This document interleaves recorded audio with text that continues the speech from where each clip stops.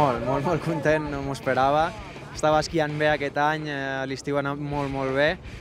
Faltava aquest punt de sort de que sortís el dia de la carrera i que millor que al Freeride World Tour i a casa. Ha sigut un dia molt difícil perquè a primera hora anàvem a un sector, després a l'altre, al final el tercer sector ha sigut la carrera. Ahir a la nit, ni ahir ni ahir al matí vam poder mirar les línies ni estudiar, només amb fotos de la setmana passada, que ha canviat bastant el panorama.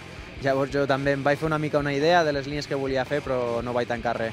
Llavors avui, pues, más de lo mismo, ¿no? Una altra vegada, mirava jo quan ja tenies la línia, no, canviem de sector cap a l'altra, la de l'any passat. Bueno, vale, va.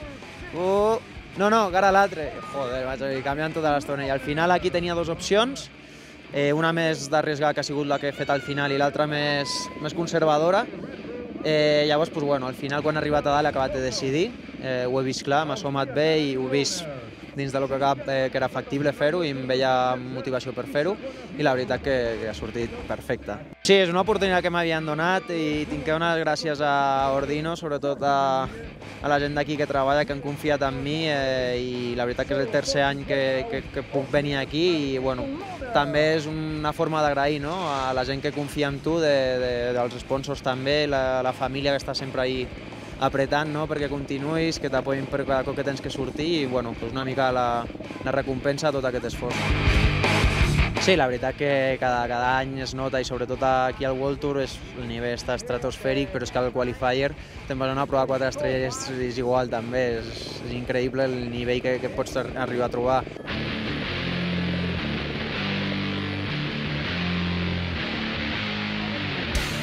Molt bé, la veritat és que estic molt content, he fet una bona baixada, ha hagut un percance pel camí, era un salt bastant gran, havien passat ja 4 persones davant meu i estava al terra la recepció molt plana.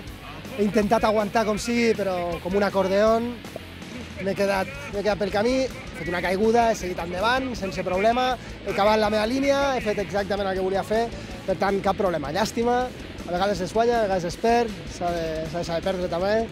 I bé, molt content.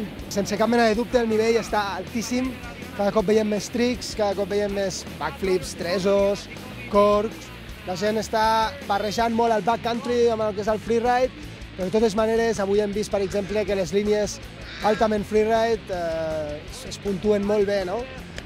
Tot i que tenim cracks com el Drew Tap, que et pot fer un backflip on sigui, amb una baixada molt extrema, ha fet el mateix salt que jo, passant el primer de tots, per tant tenia una recepció absolutament perfecta, però bé, a vegades sortim dels primers, a vegades sortim dels últims.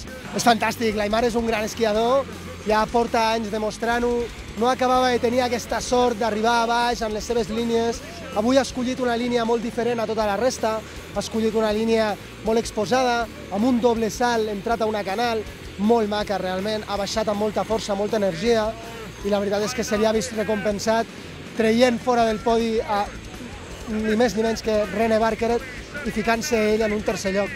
Per tant, només tinc bones paraules per l'Aimar, felicitar-lo perquè realment ha fet una gran feina i bé, esperem que en un futur puguem tenir més riders que estiguin a dalt i ben merescut, la veritat.